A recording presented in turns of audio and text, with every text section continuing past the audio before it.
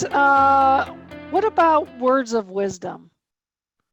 Like, what would you tell somebody who is grinding it out, underwriting, this doesn't fit, I'm looking for partners, I don't like that partner. What are your words of wisdom going through this? What do you think would make somebody go, I'm going to try that? What do you think? It's hard to say without kind of repeating a lot of things I've already said, right? I do believe that a lot of people it's easy to make deals pencil if your criteria wanes a little bit. We saw a lot of that, especially prior to COVID. I saw a ton of deals that I even flew out for through people just getting really hyper excited about the bubble. And probably 3 or 4 that I flew out for. And I didn't even look at the underwriting before I got there. I just kind of trusted. And when I looked at it, I was like, these guys just simply don't get it. They haven't seen a downturn. They can't even understand my questions about the what if scenarios, right? And they're just almost got blinders on. And so I would say just stick very true, get very clear on what your stress testing is, but get very clear on what your long-term goal is, and stick it out. Keep looking for the right partners. And when you turn down deals, when you turn down opportunities, they're going to respect you for that. And then you're going to attract the right kind of people, right? Because every time they see, hey, well, he said no here and here. Oh, that's a statement he's making, and I value that. So say no a lot more than you say yes is definitely don't do a deal just to do a deal. I'd also say make sure that you have this know, like, trust with the sponsors. And I'll probably echo what Julie's saying is I don't think that being a capital raiser is something you want to advertise.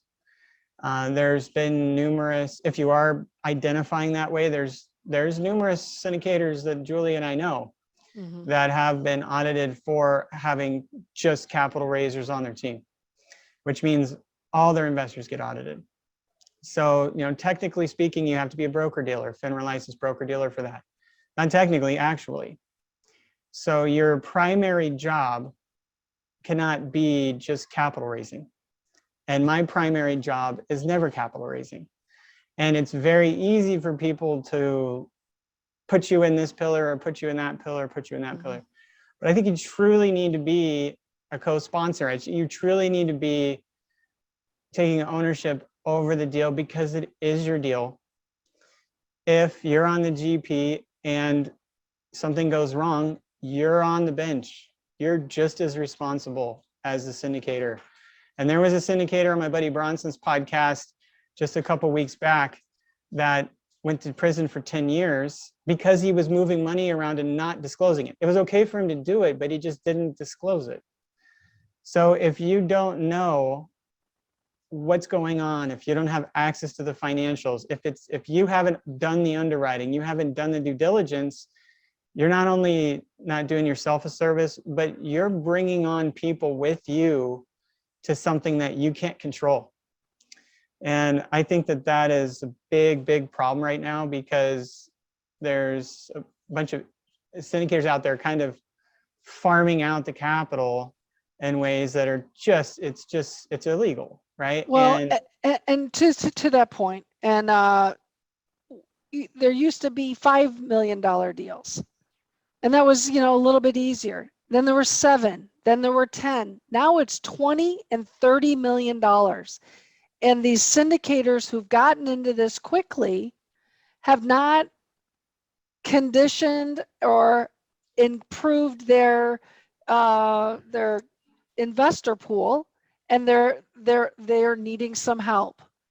But you don't want to get involved with the wrong deal, and you want to make sure that you understand all the partnerships. You have to understand all of the underwriting. It is super critical. And that's what I love about Patrick is he is in the trenches. He's not on the sidelines. He is he's part of the deal and the transaction. So